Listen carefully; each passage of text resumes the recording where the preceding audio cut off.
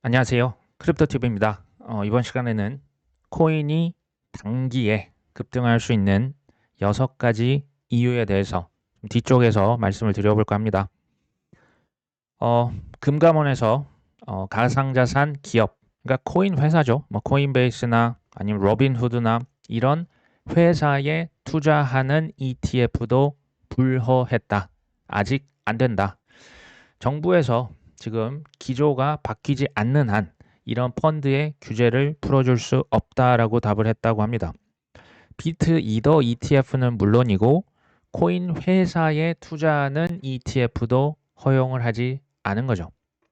어메이징 할 뿐이죠. 암호화폐 과세 유예, 국회 청원, 3만 명이 아니고 지금은 더 많이 아마 지금 동의를 해주고 계실 것 같습니다. 이게 명확한 법과 기준 없이 과세를 추진하고 있는 게 사실이죠. 지난 7, 8년 동안 코인을 다단계 사기, 도박 취급을 했었죠. 세금을 지금 코인을요, 어디로 분류를 해놨냐? 기타 소득은 이게 이제 금융 자산, 주식이나 어떤 부동산 채권이 아니라 복권이랑 지금 똑같이 해놓은 거 아십니까? 기타 소득으로 분류가 된다는 게 그런 의미입니다. 특히 이제 수년간 2, 3년, 좀 길게는 5년, 6년, 7년 그 눈물을 흘린 끝에 이제 막 수익이 되냐 마냐 아직도 마이너스인 분들이 있으실 거거든요. 근데 지금 세금 내라. 사실 분통이 터질 일입니다.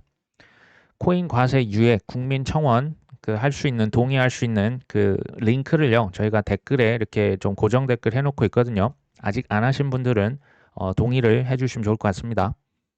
지금 현재 일부 유튜버들이 말하고 있는 코인 과세는 확정이다. 아니다. 이제 체계가 안 잡혔는데 무슨 과세는 과세냐. 전부 가능성이고요. 예측에 불과합니다. 끝날 때까지는 끝난 게 아니다. 제가 이번 시간에는 EDXM 월가에서 2022년 설립한 코인 거래소죠. 피델리티, 찰스 슈왑, 시타델, 세콰이어, 패러다임 등등등 월가 연합군, 그러니까 블랙락 빼고는 다 여기 소위 이름 날리는 친구들이 와서 코인 거래소를 만들었죠. 여기에 올해 거래량이 360억 달러, 거의 50조 원을 팔았습니다. 뭘 팔았을까요? 딱 3개만 지금 상장이 돼 있거든요. 비트코인, 이더리움, 라이트코인. 아마 비트 위주로 사지 않았나 싶습니다. 근데 재밌는 건 여기에서 작년 11월 달 아무런 이유나 통보가 없이 비트코인 캐시를 상폐시켰던 기억 나십니까?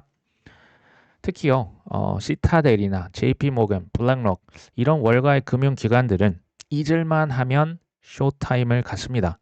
우리를 속인다는 얘기입니다. 그 중에 하나가 비트코인 캐시 상폐였었죠. 또 하나의 장난을 쳤던 거 혹시 기억나실까요? 이건 올해 8월 20일자입니다. EDXM에서요. 도지코인과 시바이누 상장 목록에 올렸는데 바로 다음날 삭제시켜 버렸습니다.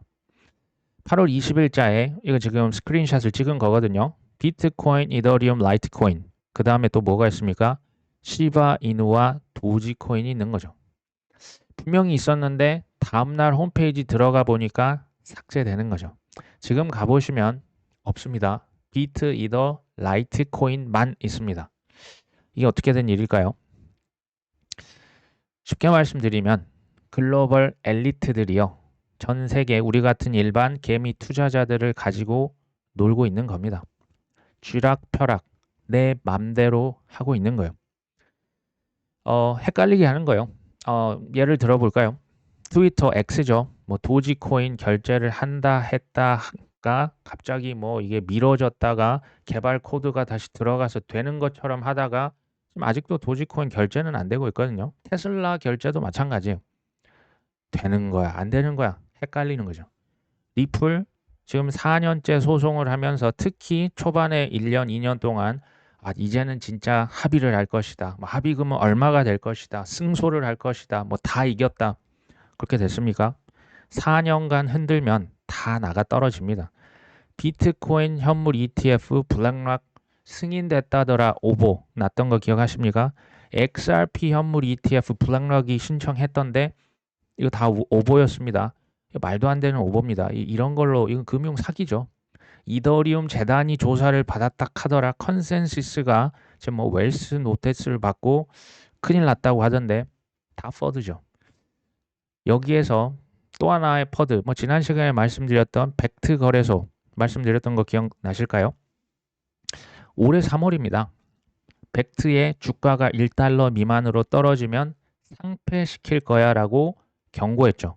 실제 CEO를 교체시켰습니다. 그 CEO가 혹시 누군지 아십니까? 이 오른쪽에 있는 여성분입니다. 초반의 CEO입니다. 지금 바뀌었습니다. 이분이 누구냐? 모 회사죠. 벡트의 모 회사 인터컨티넨탈 익스체인지 그룹이에요. 전 세계 최대 거래소 그룹입니다. 거기 창립자의 아내분입니다. 이분이 누구다? 트럼프의 측근 중에 한 명입니다. 전 공화당 상원 의원이시고요. 지금은 트럼프 취임위원회 공동의장을 맡고 있습니다. 자, 벡트 회사, 이 연결고리가 좀 보이십니까? 벡트는 아이스의 자회사였고요. 누가 만들었다? 2018년 마이크로소프트, 보스턴 컨설팅 그룹, 스타벅스에서 공동 개발한 코인 거래소입니다. 벡트를 누가 인수한다고요? 트럼프 일가가 인수했다. 이 뉴스가 나왔다라는 것은 계약 이미 체결하고요. 가격 띄운 거예요. 그래서 하루에 주가가 130%인가 160%인가 올랐었죠. 제가 왜 쇼타임을 한다고 했는지 좀 보이실까요? 정신 똑바로 안 차리면요. 정말 바로 날아갈 수 있습니다. 벡트의 주가 그래프인데요. 뭐 거의 차트가 주식에서는 이런 그 일직선이 나오기가 쉽지 않거든요. 하루 만에 뭐 130, 40, 50% 이상 급등을 했었죠. 벡트는요. 작년 11월만 해도요.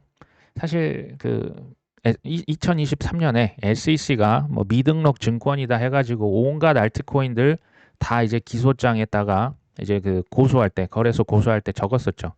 그래서 로빈후드다, 뭐 코인베이스다, 벡트다 웬만한 알트코인을 다 상폐시켰습니다. 수십 개 상폐시켰거든요.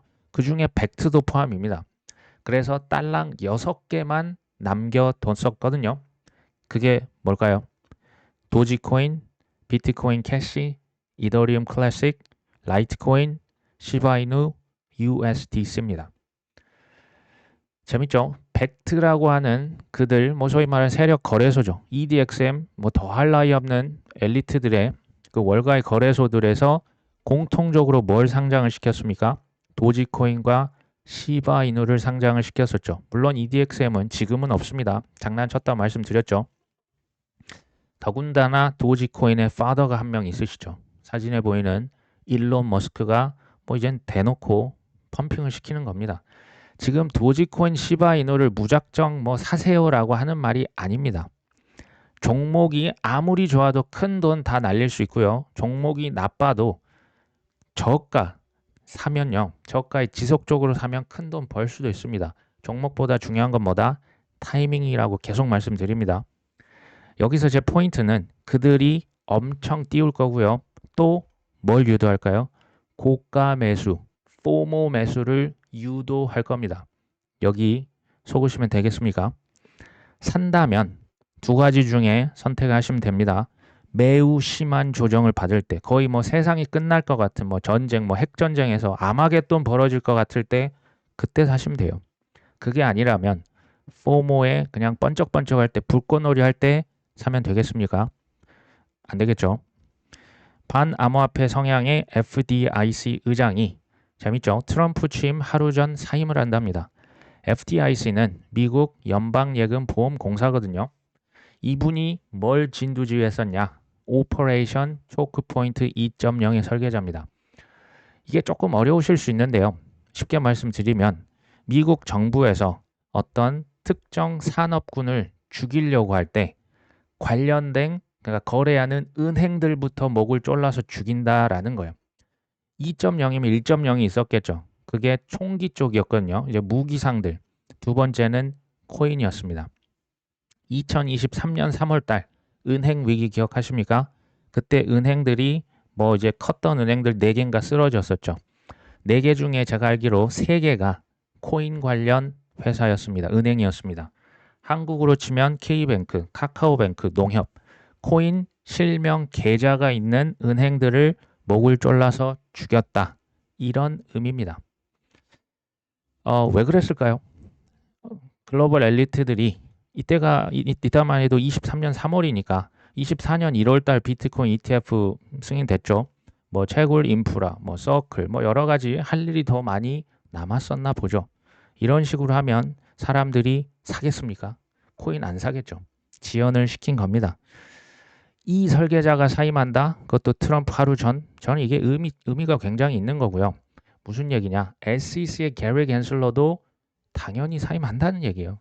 이건 뭐냐면요. 본인들에게 주어진 임무를 잘 완수한 겁니다. 더 이상 있을 이유가 없겠죠. 어떤 분석으로는 XRP가 뭐 내년 3월 달에 최고가 찍을 건데 라고 어떤 애널리스트가 얘기를 했습니다. 이거 정확하게 맞출 수는 없지만 왜 이렇게 생각보다 빨리 신고가가 나올 것이냐. 지금 코인들의 가격 상승세가 무섭기 때문에 이런 얘기가 나오는 것 같습니다. 그러니까 빠른 급등이 나오면요. 사이클이 좀 더 앞으로 지금 당겨지는 거 아니야? 이런 논의가 뭐 트위터 같은 데 보면 많이 나오는 모양새입니다. 근데 저는요. 2017년처럼 이제 연말까지 쭉 갈 수 있는 것도 있고 그게 아니면 2013년, 21년처럼 더블탑이 나올 수도 있습니다. 더블탑 이런 거 나오면 굉장히 또 많이 특히 이제 개인 투자자들이 우수수수 떨어져 나갈 가능성도 있어 보입니다. 바네크라고 하는 곳 있죠. 이 친구들은 내년 3월이 아니라 4월, 5월, 6월 2분기에 비트코인이 한 2억 5천만 원 정도 갈 것 같은데 김풀을 고려하면 2억 7천만 원, 2억 8천만 원까지도 갈 수 있을 것이다 라고 예측을 한 거죠. 가격 예측은 의미가 없습니다. 어차피 이거 못 맞추거든요. 중요한 건 근거인데 뭐라고 했는지 보시면 기술적인 저항, 이건 이제 차트 분석을 얘기해요. 기술적 저항이 보이지 않기 때문에 크게 오를 것이다. 두 번째는 비트코인 투자를 원하는 문의 전화가 급증하고 있다. 이 두 가지 이유를 댑니다. 참고로 바네크는 미국에서 굉장히 규모가 큰 150조 이상을 굴리고 있는 자산 운용사입니다. 이미 비트코인, 이더리움 현물 ETF 판매하고 있고요. 심지어 솔라나 현물 ETF를 가장 먼저 신청하기도 했습니다. 무슨 얘기입니까? 이해관계자라는 얘기예요. 이해관계자, 블랙락, JP모건, 피델리티, 찰스 슈왑 이런 친구들의 발언은 필터링이 반드시 필요합니다. 본인이 판매하고 있는 금융상품의 가격이 오른다라고 해야지 당연히 사지 않을까요? 그런 얘기입니다. 근데 이제 이유가 기술적 저항이 안 보인다, 문의 전화가 급증했다. 문의 전화가 급증했다라는 것은 확인이 불가합니다. 첫 번째를 제가 한번 말씀을 드려보려고 하는데요. 기술적 저항이 안 보인다. 쭉 오를 것이다. 올해 3월 달 비트코인 1억 원 시대 열렸다 기억하십니까? 우리나라에서는 특히 이 1억 원이라고 하는 게 상징적인 의미가 있지 않습니까? 당시에 저항선으로 작용을 했을 겁니다. 근데 이것을 살짝 뚫었었죠. 뚫었을 때 엄청난 환호가 나왔지만 아니나 다를까 6개월, 7개월간 기나긴 조정이 나왔었습니다. 조정은요, 길면 길수록 큰 에너지를 응축하는 거예요. 그게 대선이 끝나고 바로 빵 터져버린 거죠. 비트만 터졌습니까? 도지코인도 같이 터졌었죠. 한국에서는 그게 1억 원인데 전 세계로 봤을 때 비트코인 10만 달러가 저는 매우 중요하다라고 보고 있어요. 연말 연초 언제가 될지 모르지만 비트코인이 10만 달러, 근데 오버슈팅 나오면 11만, 12만 달러 갈 수도 있습니다. 이게 저항선으로, 그러니까 단기적으로 볼 때입니다. 저항선으로 작용할 가능성이 있다는 거죠. 단기적으로 왜 여기까지는 저도 갈 수 있다고 봐요. 근데 이게 연말 연초에 가능할 수 있는 이유 뒤에서 좀 말씀드리겠습니다. 근데 그것만큼 중요한 게 단기 급등이 나왔을 때 단기 급락과 조정은 뭐다? 매우 필수적이고 자연스럽다라는 것을 계속 제가 강조를 드릴 겁니다. 자, 마이크로 스트래티지 설립자 마이클 세일러가 12월 10일입니까? 마이크로소프트 주주총회에서 비트코인 사냐 마냐 결정하잖아요. 재밌죠? 여기에 주주들로부터 이사회에 나와서 발표 좀 해주세요. 3분 동안 비트코인에 대해서 전도하는 시간을 가질 것이다. 마이클 세일러 얼마나 말도 잘합니까? 여기에서 글쎄요, 제가 생각했을 때 주주들에게 얼마나 비트코인을 찬양할지 뭐 뻔히 그려지지 않습니까? 물론 제가 이 결과는 모릅니다. 제가 어떻게 알겠습니까? 근데 제가 받고 있는 인상은 그들의 시간표대로 착착 진행이 되고 있고요. 이미 인프라 다 장악했잖아요. 더 이상 시간을 굳이 둘 중에 하나를 고르라면 마이크로소프트가 산다고 결정을 할 가능성이 한 6대 4 정도 보고 있습니다. 미래는 모른다고 계속 말씀드립니다. 자, 연말 연초에 비트코인, 크립토 시장에 상승이 될 수 있는 이유, 최대한 제가 팩트 위주로 가져와 봤습니다. 첫 번째, 12월 6일인데요. 마이크로스트래터지라고 하는 주식이 S&P 500에 편입될 가능성이 논의되고 있습니다. 그러니까 제일 잘 나가는 회사 500개 뽑아놨는데 거기 안에 뭐가 들어간다? 마이크로스트래터지가 지금 언급이 되는 겁니다. 두 번째, 12월 10일 그 비트코인을 마이크로소프트 마소가 사냐 마냐 글쎄요, 결정이 되기로 하면 크게 오를 것 같습니다. 뭐 안 되면 좀 나중에 오르겠죠. 세 번째, 이 세 번째를 아마 잘 모르실 거예요. 근데 굉장히 중요하거든요. 12월 15일자입니다. FASB 이거는 그러니까 회계 규정이거든요. 기존에 뭐 비트코인을 일반 대기업들이 살 수 없었던 이유 중에 대표적인 게 물론 현물 ETF도 있었는데 이제 나왔잖아요. 이 회계 규정이 또 컸어요. 이게 뭐냐면 코인을 샀는데 최저가로만 자산으로 기록을 하는 겁니다. 현재 시가 반영이 안 돼요. 떨어지면 떨어진 시가로 반영해야 되니까 항상 손실로 기록을 해야 됩니다.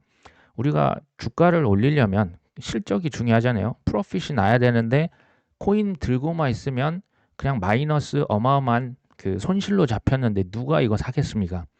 이것을 그러니까 12월 15일 특히 25년부터는 뭐로 한다고요? 새로운 회계 규정을 적용해요. 이게 뭐냐면 코인을 시가, 공정가치 그대로 보고할 수 있는 겁니다. 이거 엄청나게 큰 겁니다. 테슬라나 마이크로스트래티지, 블록 이런 회사들은 비트코인 그냥 샀었는데 얘네들은 선구자죠. 지금 빅테크들 비트코인 살려고 대기하고 있는 어마어마한 대기업들 전 세계적으로 널려 있거든요. 이 친구들이 그때야 비로소 저는 들어올 것이다. 이 상승의 느낌이 25년 제가 볼 때 굉장히 높아질 것으로 예상이 됩니다. 제가 보니까 1, 2, 3번이 좀 이렇게 맞아 떨어지는 듯한 느낌도 사실 저는 좀 갖고 있거든요. 네 번째는 뭘까요? 12월 초에요. FTX 파산했던 거래소 있죠.